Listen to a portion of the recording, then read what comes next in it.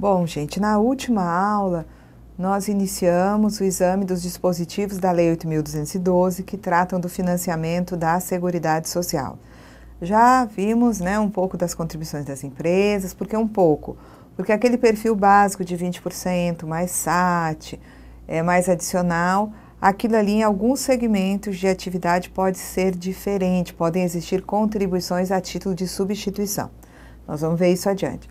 Nós também já vimos algumas contribuições de segurados e terminamos a aula exatamente conversando sobre as contribuições do contribuinte individual e estávamos examinando quando esse contribuinte individual presta serviços à empresa.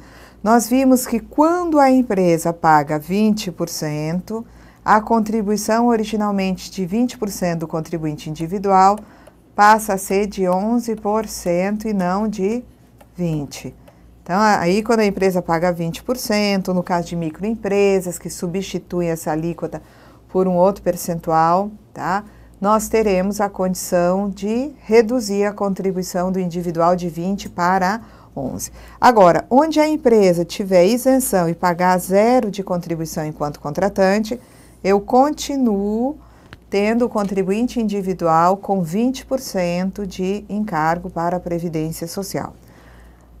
E nós vamos ver hoje o que acontece quando um contribuinte individual cooperado, associado a uma cooperativa de trabalho, presta serviços através da cooperativa. Quando existe uma empresa contratando a cooperativa de trabalho, o que acontece é o seguinte, deixa eu só ver o próximo slide, tá? Temos aqui que a empresa contratante, ela paga 15% sobre o valor bruto da nota que é emitida pela cooperativa. A cooperativa emite uma nota fiscal de serviços para cobrar os serviços dos cooperados, uma vez que eles prestaram serviço a essa empresa.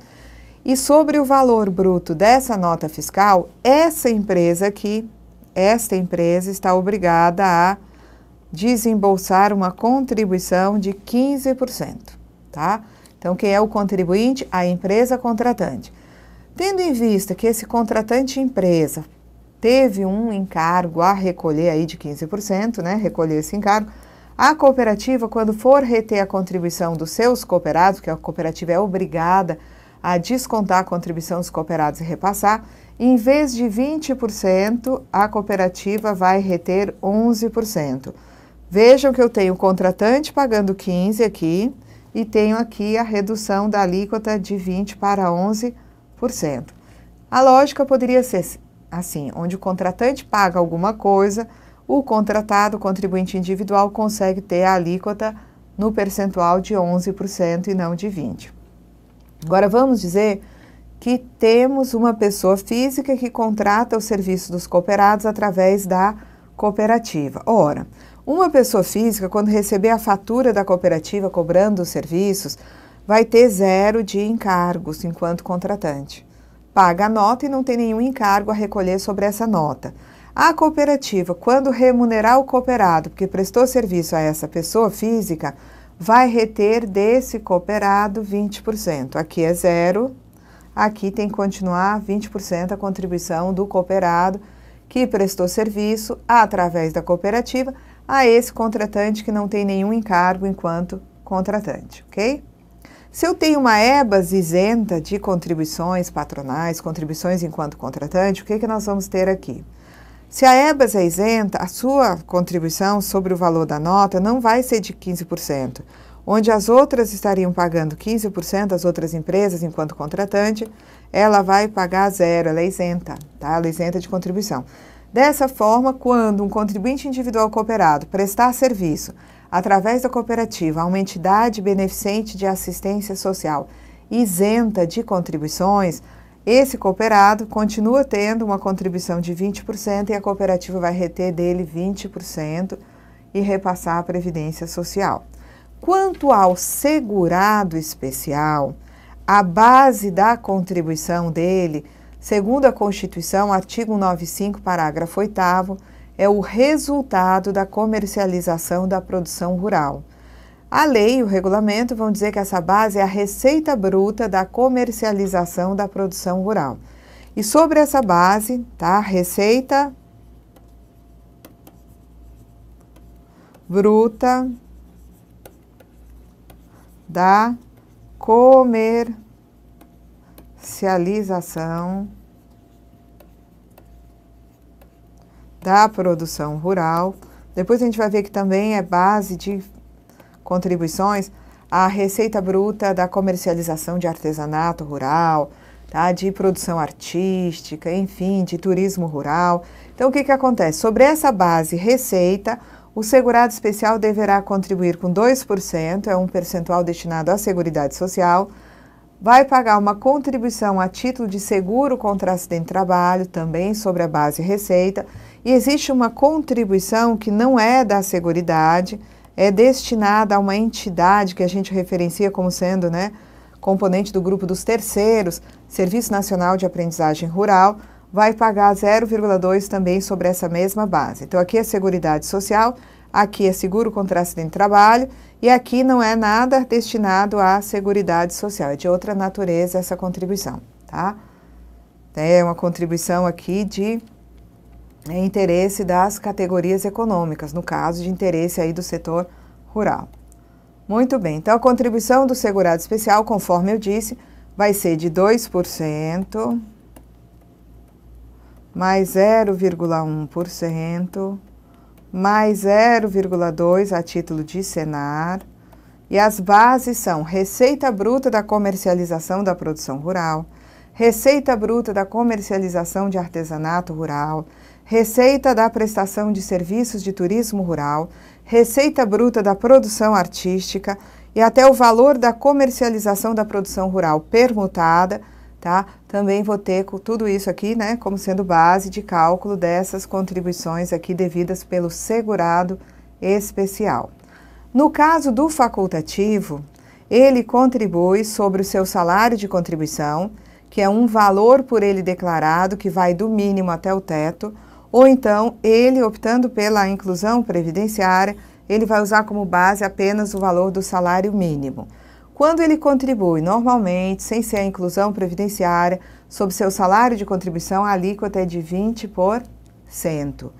Quando ele abre mão da aposentadoria por tempo de contribuição, passa a ter direito a outros benefícios, tudo de um salário mínimo, ele vai contribuir sobre o salário mínimo facultativo de baixa renda com 11%, e no caso específico da dona de casa ou dono de casa de baixa renda, eles comprovando uma renda familiar mensal de até 2 salários mínimos, eles vão contribuir com 5% sobre o salário mínimo. Ah, Cecília, você está falando de todas as contribuições, tudo de uma vez só, que a gente depois vai ter a oportunidade de examinar com mais tranquilidade. Dessa forma, eu asseguro que até a prova de AFT nós já tenhamos, né, no site um resumo das contribuições de empresa, de segurados, da União, enfim, vamos lá. Bom, e quais são as contribuições incidentes sobre a receita de concurso de prognóstico? Elas estão previstas no artigo 26 da Lei 8.212, onde encontramos que a receita dos concursos de prognóstico, na verdade, é a renda líquida dos concursos de prognóstico, depois de retirados os valores destinados ao antigo crédito educativo, hoje FIES, tá? Então, quem aposta numa loteria vai ter aquele valor da aposta dividido. Parte é destinada a prêmio, impostos, tá? E despesas administrativas. O restante é considerado renda líquida. Dessa renda líquida vai um pedaço para a Seguridade, outro vai financiar o FIES. É assim que a lei e o regulamento apresentam. Quem tiver curiosidade de entender como funciona a contribuição social sobre a receita dos concursos de prognóstico, é interessante passar numa lotérica, pegar vários volantes de aposta em loteria e verificar no verso das loterias a destinação social daquelas apostas.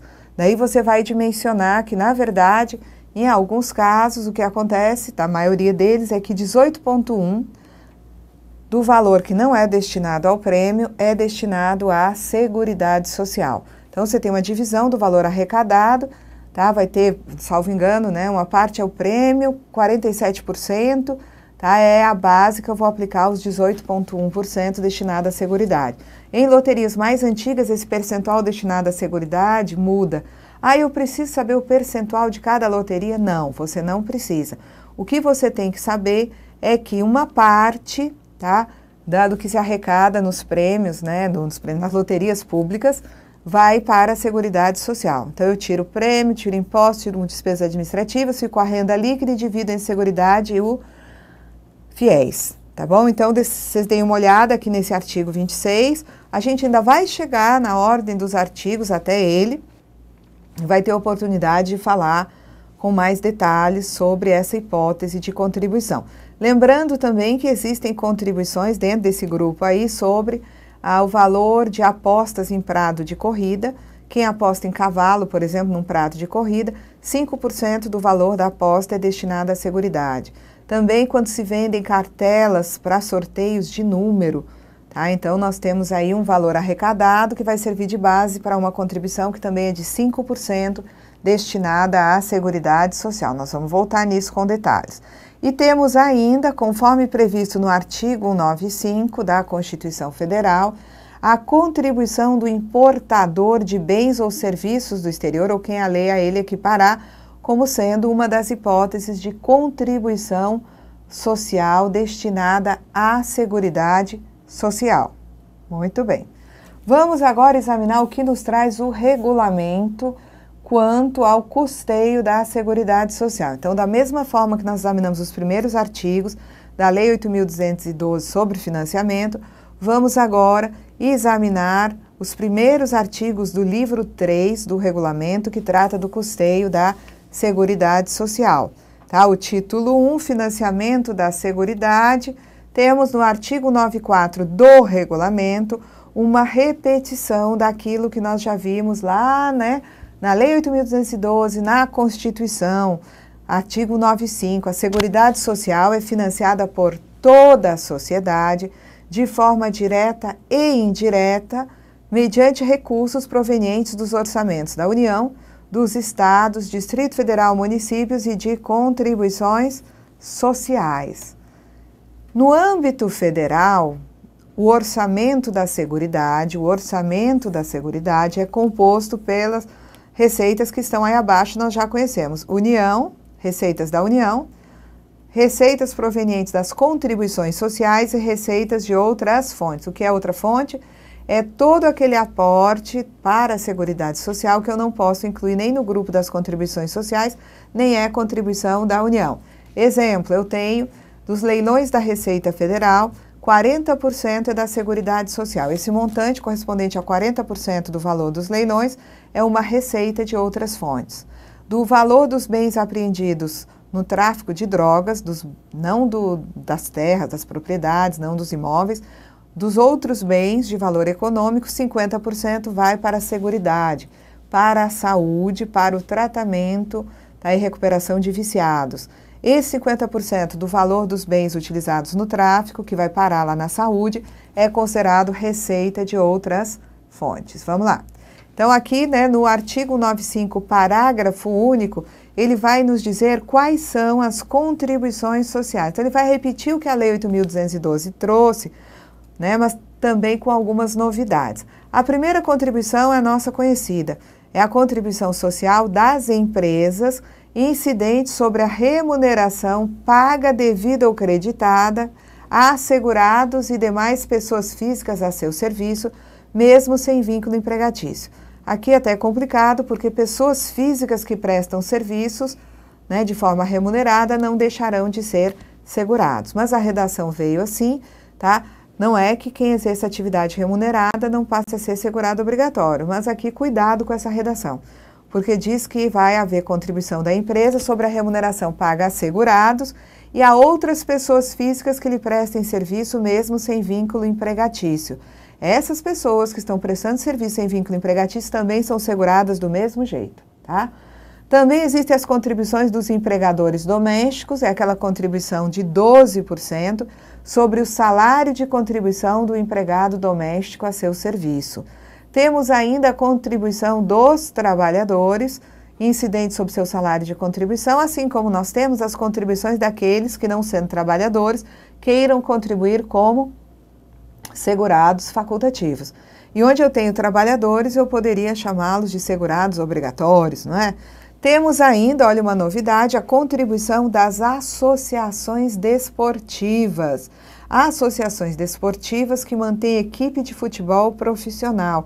São os antigos clubes de futebol, também são consideradas empresas, entretanto, em vez de pagar 20% sobre a remuneração dos seus empregados, elas vão ter uma contribuição a título de substituição. Então, quando eu estou diante de uma associação desportiva com equipe de futebol profissional, ela vai contribuir com 5% sobre a receita bruta decorrente de espetáculos desportivos, de que ela participe em todo o território nacional, em qualquer modalidade desportiva, inclusive jogos internacionais. Essa associação desportiva com futebol profissional também vai ter que contribuir com 5% sobre a receita obtida a partir de qualquer forma de patrocínio, licenciamento do uso de marcas e símbolos, publicidade, propaganda e transmissão de espetáculos desportivos. Existem também contribuições que nós vamos ver aqui, incidentes sobre a receita bruta proveniente da comercialização da produção rural. Temos as contribuições das empresas, incidentes sobre a receita ou faturamento, que é a COFINS, PIS/PASEP, a contribuição das empresas sobre o lucro, que é a contribuição social sobre o lucro líquido. E temos as contribuições incidentes sobre a receita dos concursos de prognóstico. Então, aqui ele ampliou um pouquinho mais do que a lei trazia. Muito bem. Então, eu tenho, segundo o regulamento da Previdência Social, essa novidade que nós não tínhamos visto, que é a contribuição das associações desportivas que mantêm equipe de futebol profissional vão incidir sobre a receita bruta. Receita bruta de quê?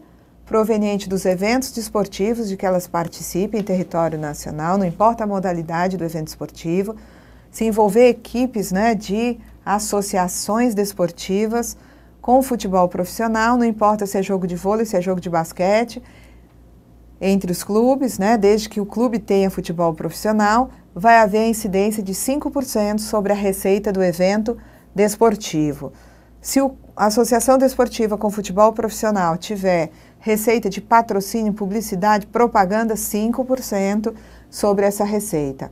Se houver uma transmissão de jogos que gere receita para a associação desportiva, a receita obtida com a transmissão de jogos também vai gerar 5% de contribuição para a Seguridade Social. Então, o que acontece aqui? Nós já vimos que as empresas em geral, quando elas têm empregados e avulsos, elas contribuem com 20% sobre a remuneração, com o SAT, 1, 2 ou 3%, conforme a atividade preponderante. Temos que elas contribuem com 20% sobre a remuneração dos contribuintes individuais e com 15% sobre o valor bruto da nota fiscal de cooperativas de trabalho. Esses dois percentuais aqui, o de 20% e a contribuição a título de SAT, no caso de associação desportiva com equipe de futebol profissional, essa contribuição é substituída pela contribuição de 5%, incidindo sobre essa base que você está vendo aí. Receita bruta proveniente de quê? Eventos desportivos, tá aqui, eventos desportivos, patrocínio, publicidade, propaganda, licenciamento do uso de marcas e símbolos, transmissão de jogos. Então, um clube de futebol, hoje chamado de associação desportiva com equipe de futebol profissional, em vez de contribuir com 20% sobre a remuneração dos empregados, SAT sobre a remuneração dos empregados, troca esses dois percentuais incidentes sobre a remuneração por um percentual incidente sobre a receita. Vamos lá. Bom, o regulamento da Previdência ainda fala em contribuições incidentes sobre a receita bruta proveniente da comercialização da produção rural. Nós já vimos que essa é uma das hipóteses de contribuição sobre a receita da comercialização, receita bruta da comercialização da produção rural, se aplica ao segurado especial. Mas nós temos outras situações onde eu vou encontrar empresas contribuindo com 2,5% mais 0,1% a título de SAT sobre a receita bruta da comercialização da produção rural. Eu vou encontrar empregadores rurais, pessoas físicas, também contribuindo com 2%, mais 0,1% sobre a receita bruta da comercialização da produção rural, tá? Então, eu tenho aqui um produtor rural, pessoa jurídica, é uma empresa cuja atividade é exclusivamente de produção rural. Se eu tiver uma empresa em geral, tá, eu vou ter 20% sobre a remuneração dos empregados, SAT 1, 2 ou 3, 1 ou 2 ou 3 sobre a remuneração desses empregados e avulsos, na verdade. Contratou contribuinte individual, remunerou um sócio, remunerou o contador, 20% sobre a remuneração desse segurado. Contratou cooperados através da cooperativa de trabalho, 15% sobre o valor bruto da nota fiscal emitida pela cooperativa. Ora, se a empresa se dedica exclusivamente à produção rural, em vez dos 20%, ela vai pagar 2,5% sobre a receita bruta da comercialização da produção rural. Em vez do SAT 1, 2 ou 3% sobre a remuneração dos empregados, essa empresa vai contribuir com 0,1% sobre a receita bruta da comercialização da produção rural. Aqui fica a mesma coisa e aqui também fica a mesma coisa. Vamos ver o próximo. Se eu tiver aqui uma agroindústria, tanto produz quanto industrializa a produção rural, eu vou ter o seguinte, os 20% que as empresas pagam vai ser substituído por 2,5% sobre a receita. 1% será substituído, 1, 2 ou 3, perdão, isso tudo aqui, ou um ou outro, né? Vai ser substituído por 0,1%. Aqui fica igual e aqui também, tá? A única peculiaridade que nós vamos ter que examinar com detalhes adiante é que aqui a base é a receita bruta da comercialização da produção rural própria ou adquirida de terceiros, industrializada ou não. Mas nesse primeiro momento, o que é mais importante é mostrar que existe outra hipótese de base para a aplicação desses 2,5 aqui e desse 0,1, ok? Vamos ver o próximo. Se eu tenho um produtor rural, pessoa física, o empregador rural, ele tem empregados e avulsos que lhe prestam serviço, ele não vai pagar esses 20%. Em vez dos 20% sobre a remuneração de empregados e avulsos, 2% sobre a receita bruta da comercialização da produção rural. Em vez do SAT 1 ou 2 ou 3, esse produtor pessoa física vai pagar um seguro contra acidente de trabalho de 0,1% sobre a receita bruta da comercialização da produção rural. Aqui é a mesma coisa, tá? E aqui é a mesma coisa. Vamos lá. Bom, então aqui nós encerramos as hipóteses, né, de contribuições. Foi bem resumido, foi rápido, eu sei disso, mas eu vou voltar para cada uma dessas hipóteses. Nós vamos passar de novo pelas contribuições sociais mais adiante e poderemos então detalhar e consolidar mais as informações dessa aula. Até lá, gente!